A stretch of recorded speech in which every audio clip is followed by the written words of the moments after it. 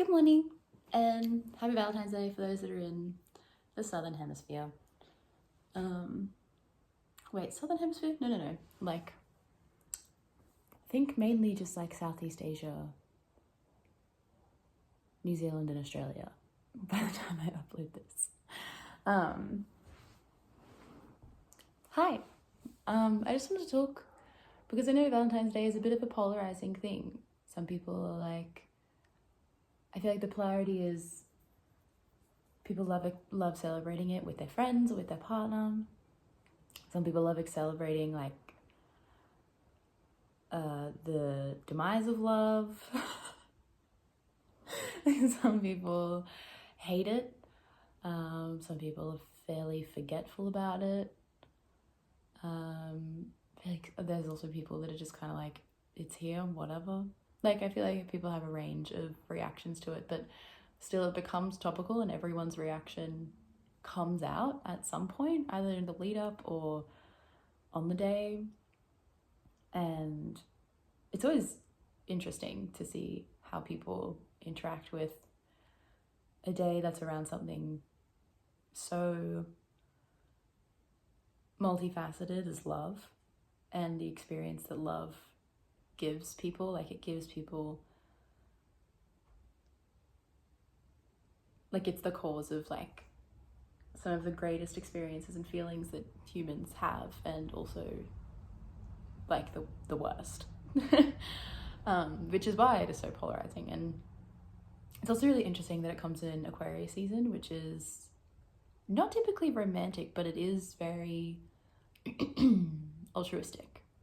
And that's kind of what I want to talk about, is that like if you're having like a rough time, or if you want to reshape your idea around or narrative around that you have around Valentine's Day, I have kind of taken the past couple to like reshape it.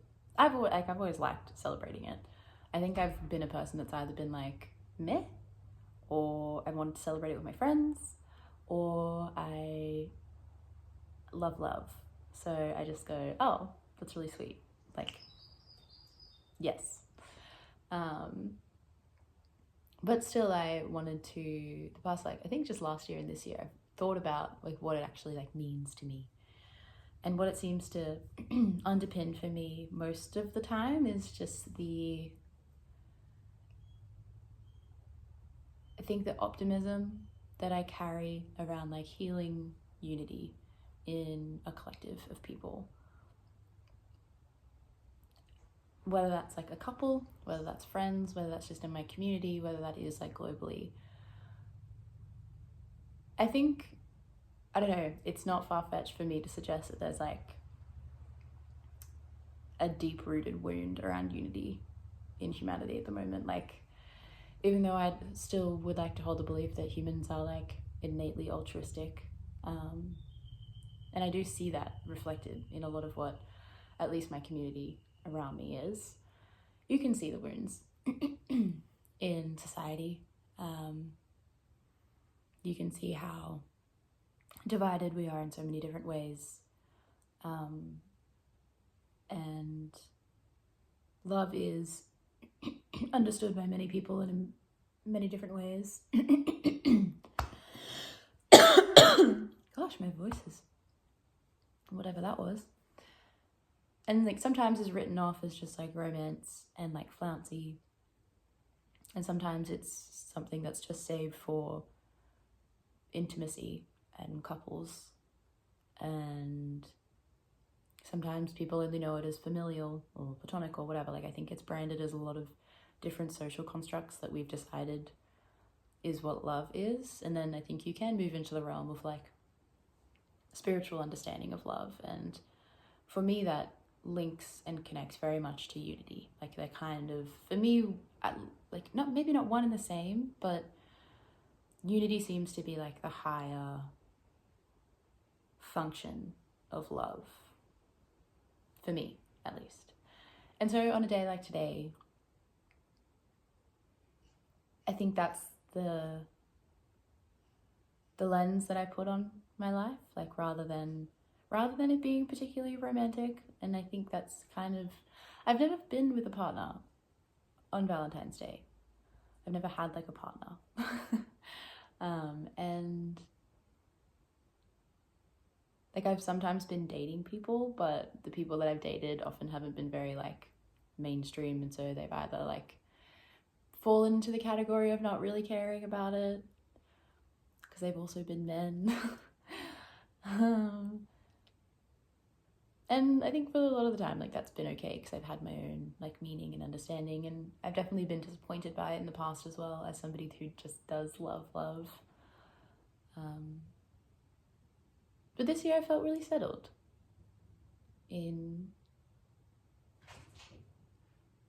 how I want it to shape my perspective, even if just for a day, even if this has just brought up, I mean, the awareness of like the wounding of unity has been on my brain for like quite a while, but I think the hope and the opportunity to see like altruism in, or like the opportunity to actually like see examples of everyone coming together and participating in appreciation and love and like celebrating something so nice has felt exciting.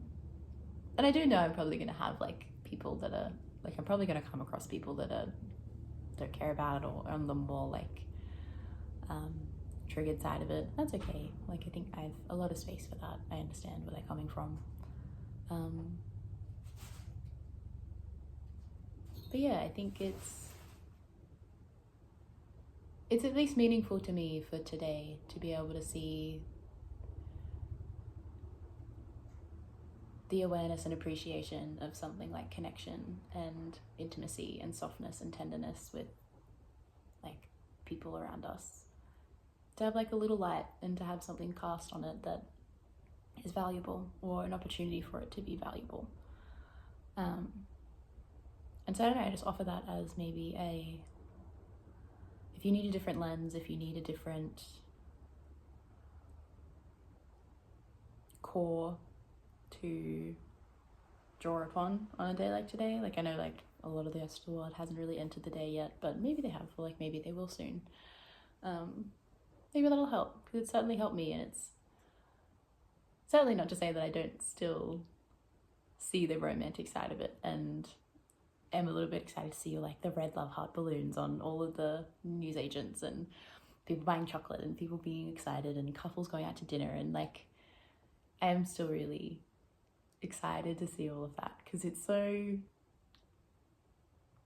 sweet. Especially right now, I think we need a bit of sweetness.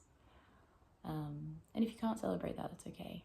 Like, again, like people, it's in Aquarius season, and that's like why I brought up before. It's like, it's funny that it's in a season that's so heavily focused on independence and, if anything, like friendship. And it does celebrate community. And like, I guess that's why it's like Aquarians and Aquarius energy and Uranus energy, or maybe not Uranus energy so much, but there is like a big altruistic humanitarian through line, and like the appreciation of the whole and collective and unity that does shine through in Aquarius season. So I think that's quite topical, and maybe that's where this resolve comes from, is that feeling of that association.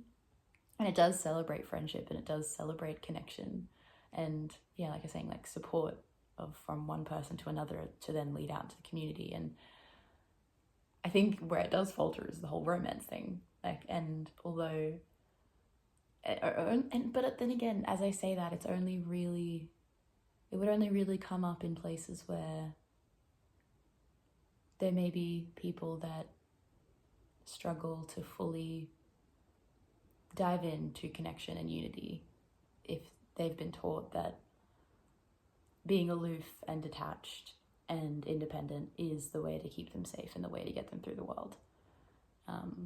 Because that's the shadow of Aquarius, is that like, even though they can be the biggest promoters of connection and like unity and healing and collective healing, the bite back of that is also people that can become very detached very quickly, and very independent and very isolated and very hermity, and retreat into their own mind and retreat into their own beliefs, if there's any sense of rejection from collective as society. So I guess that's the shadow that's also kind of weaving and working through just this entire season. But I guess it comes up in Valentine's Day because people have expectation and people have intention, and sometimes those can clash depending on where you're at. But just know that it's all okay, just like every other day. It's all okay. We have just had a Leo full moon. If you've heard about it, it's having a big hard chat with Uranus in Taurus, and it's apparently people are going to be surprised by a lot of things and all of that. And I don't want to like bandwagon on any like fear mongering, because I don't actually think like people's lives, like maybe your life is going to be physically changed, but I think a lot of the changes and shifts that people are going to feel are going to be from like an internal perspective. Like, I think personally, my take on it is that you're going to have your beliefs and the way that you view society and the world and everything moving forward, whether it's your beliefs about any part of your life. Like, you'll have a certain way that you have seen or interpreted something, and it's going to connect to a meaningful and personal part of you. And because that's it's like the broad spectrum of Uranus and then the personal introspection of the moon, and there's going to be great shifts around it. And if you're a particularly reflectable or insightful person, it's probably going to be an internal shift. But if you're someone that needs a little bit of external encouragement or prompting, then maybe you'll get an external shift, and maybe your life will change in an external way. Or maybe you'll get both. Who knows? But something profound is supposed to be struck in all of us, and it's supposed to help us step into a bit more of our authenticity and a bit more of our light, and embody a little bit more of the space that we're allowed to take up. And perhaps beliefs around that are supposed to change for all of us.